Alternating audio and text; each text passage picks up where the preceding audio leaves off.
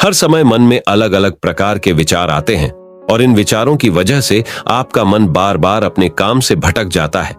ऐसे में गौतम बुद्ध कहते हैं, आप तब तक उस मार्ग पर नहीं चल सकते जब तक आप खुद वह मार्ग नहीं बन जाते।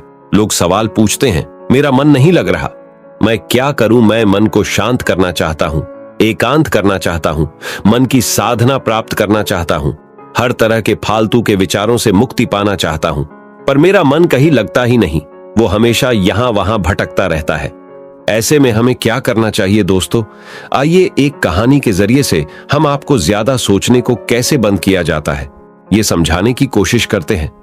एक समय की बात है, एक गुरु अपने शिष्यों को ध्यान साधना सिखा रहे थे।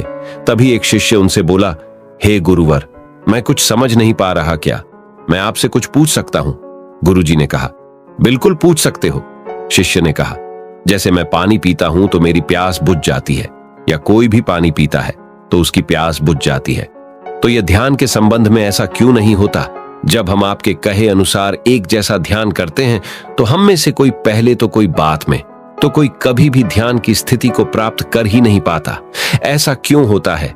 जैसे पानी से सबकी प्यास बुझ जाती है, वैसे ही ध्यान से सबके ज्ञान चक्षु खुल जाने चाहिए, पर ऐसा क्यों नहीं होता है? गुरुजी ने कहा, कल किसी ने भोजन पर हमें आमंत्रित किया है, कल तुम मेरे साथ चलना, मैं तुम्हारे प्रश्नों के उत्तर वही दूंगा। दिन बिता।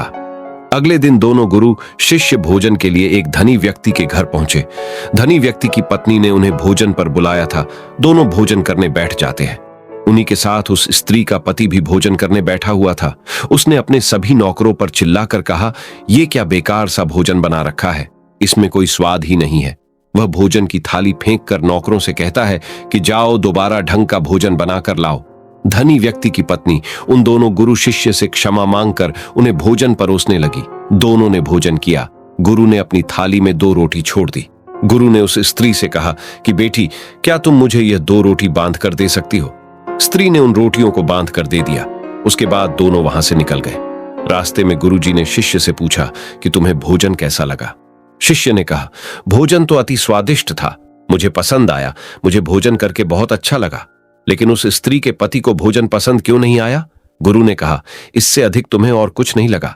शिष्य ने कहा, इससे अच्छा और क्या लग सकता है गुरुदेव, मेरी भूख मिट गई, मेरा पेट भर गया। गुरुजी ने कहा, भोजन तो अच्छा था, फिर वो उस स्त्री के पति को भोजन पसंद क्यों नहीं आया? भोजन तो अच्छा बना था ना, भोजन एक ही था, तब उसे पसंद क्यों नहीं आया? शिष्य ने कहा, आप ठीक कहते हैं गुरुदेव, मैं तो कुछ समझ ही नहीं पा रहा हूं, आप ही कुछ बताएं। गुरुजी ने कहा, अभी तो मेरे साथ आगे चलते रहो। गुरु शिष्य चलते चलते बहुत दूर निकल आए। शिष्य ने गुरुजी से कहा, गुरुदेव, हम हमारे आश्रम के मार्ग पर तो नहीं है, फिर हम कहां जा रहे हैं? गुरु ने कहा, बस चलते रहो। बहुत दूर चलने के बाद एक फटेहाल व्यक्ति गुरुजी के सामने आ गया और उनके चरणों में गिर गया और बोला, हे परमात्मा, मेरी मदद करो, मैं 3 दिन से भूखा हूं, मैंने कुछ भी नहीं खाया है, आप कृपया कर मुझे कुछ खाने को दें। गुरुजी ने उस व्यक्ति को एक पेड़ के नीचे बिठाया और उन 2 रोटियों को निकाल कर दिया जो उस महिला ने उन्हें बांध के दी थी। रोटियों को देखते ही उस गरीब व्यक्ति की आंखों में चमक आ गया। उसने तुरंत उन 2 रोटियों को लेकर खा लिया। खाते समय उस व्यक्ति की आंखों से आंसू निकल रहे थे। वो रो रहा था और खाता जा रहा था और हाथ से इशारे कर रहा था, जैसे वो किसी अदृश्य शक्ति को कह रहा हो, तेरा धन्यवाद इस रोटी के लिए। फिर खाने के बाद उसने गुरुजी को प्रणाम किया और धन्यवाद कहा। गुरुजी ने उस व्यक्ति से पूछा कि भोजन का स्वाद कैसा था? उसने कहा, स्वाद तो था ही नहीं, केवल जीवन था, परमात्मा और ईश्वर था। ये रोटियां नहीं थी, ये तो साक्षात जीवन था। ये कहकर वह व्यक्ति वहां से चला गया। गुरु ने शिष्य से कहा, देखो, भोजन वही था, लेकिन एक व्यक्ति को उसमें स्वाद नहीं आता। तुम्हें उसमें स्वाद आया, तुम्हें भोजन पसंद आता है, लेकिन वही एक व्यक्ति को इस भोजन में स्वाद नहीं आता, बल्कि वह इसमें ईश्वर, परमेश्वर और जीवन को देख लेता है। इसी से पता चलता है कि व्यक्ति और भोजन की तृप्ति में भी अंतर है। पहले व्यक्ति की इसमें कोई तृप्ति नहीं होती, तुम्हें थोड़ी तृप्ति होती है, और इस व्यक्ति को अनंत तृप्ति होती है।